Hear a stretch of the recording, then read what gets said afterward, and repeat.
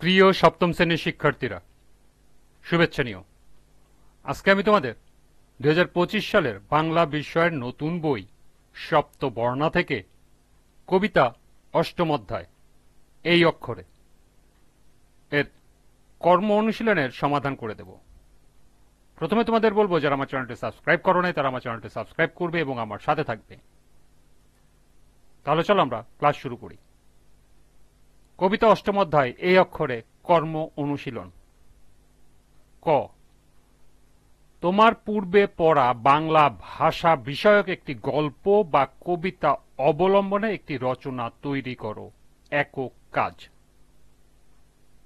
অর্থাৎ তোমরা পূর্ববর্তী ক্লাসে বা বর্তমান ক্লাসে ভাষা বিষয়ক যে কবিতা বা গল্প পড়ে থাকো তার অবলম্বনে একটি রচনা তোমাদেরকে লিখতে হবে। তো চলো এখন আমরা এর সমাধান দেখে নিই।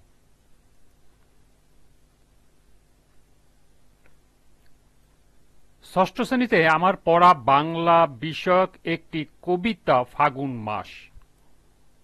কবি হুমায়ুন আজাদ রচিত ফাগুন মাস নিয়ে একটি রচনা নিম্নে উপস্থাপন করা হল। রচনার নাম ফাগুন মাস।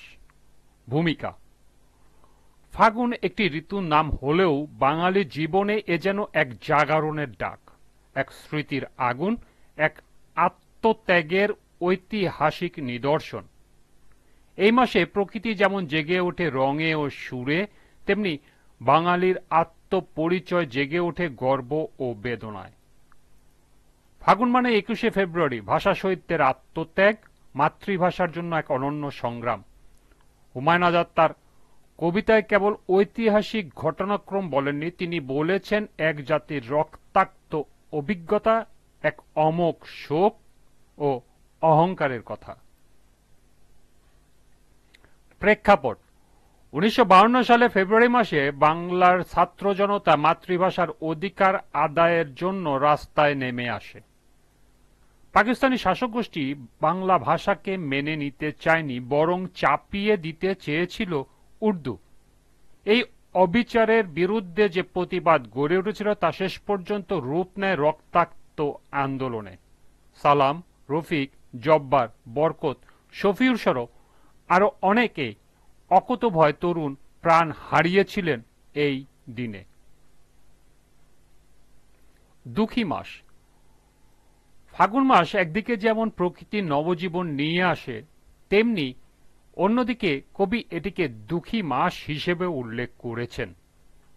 ফাগুন মাসে গাছের ডালে ডালে নতুন পাতা গজায়, যা প্রকৃতির সবুজ রঙের এক নতুন রূপ সৃষ্টি করে। কবি এই সবুজকে সবুজ আগুন হিসাবে কল্পনা করেছেন, যা পুরো বন ও মাঠকে আলোকিত করে। ফাগুন মাস মানেই প্রকৃতি নতুন করে জেগে ওঠা। কবির এই মাসকে ভীষণ দস্যি মাস হিসাবে আখ্যায়িত করেছেন, যা পাথরের মতো কঠিন বাধাকেও ভেদ করে ঘাস গজিয়ে ওঠার মতো প্রাণচাঞ্চল্য নিয়ে আসে। অনুভব: হুমায়ুন আজাদ তার কবিতায় ফাগুন মাসকে শুধু রাজনৈতিক প্রতীক হিসাবে দেখেননি, দেখেছেন মানবিক অনুভবের প্রতীক হিসেবে। এই মাসে প্রেম যেমন আছে তেমনি আছে বেদনা, আছে ভালোবাসা, তেমনি আছে বিদ্রোহ।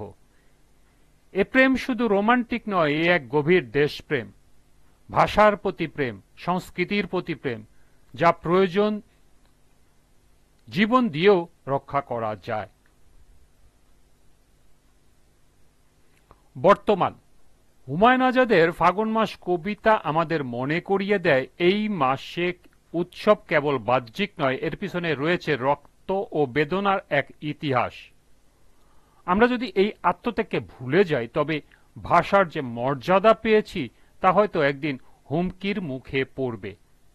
তাই আজ আমাদের চেতনায় দীপ্ত শিখা। কবির ভাষায় ফাগুন আসিলে আমি প্রতিবাদের গন্ধ পাই। এই প্রতিবাদ এখনো প্রাসঙ্গিক। যখনই অন্যায় হবে, ভাষা ও সংস্কৃতির উপর আঘাত আসবে, ফাগুন আমাদের সেই প্রতিরোধের কথা মনে করাবে।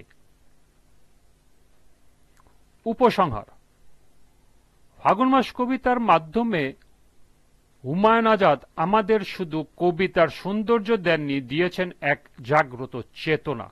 এ চেতনা আমাদের মনে করিয়ে দেয় আমরা একটি ভাষার জন্য রক্ত দিয়েছি। 21শে ফেব্রুয়ারি আমাদের গর্বের, আমাদের আত্মমর্যাদার প্রতীক। ফাগুন তাই বাঙালি জীবনে একটি চিরন্তন ঋতু, যেখানে ফুল ফোটে ইতিহাসের রক্ত মেখে, যেখানে প্রেম আসে প্রতিবাদের গান হয়ে। এই ছিল কর্মনুশীলন কয়ের সমাধান। আজকের ক্লাসটি এ পর্যন্তই। পরবর্তী ক্লাসে কর্ম অনুশীলন ক্ষয়ের সমাধান করে দেব।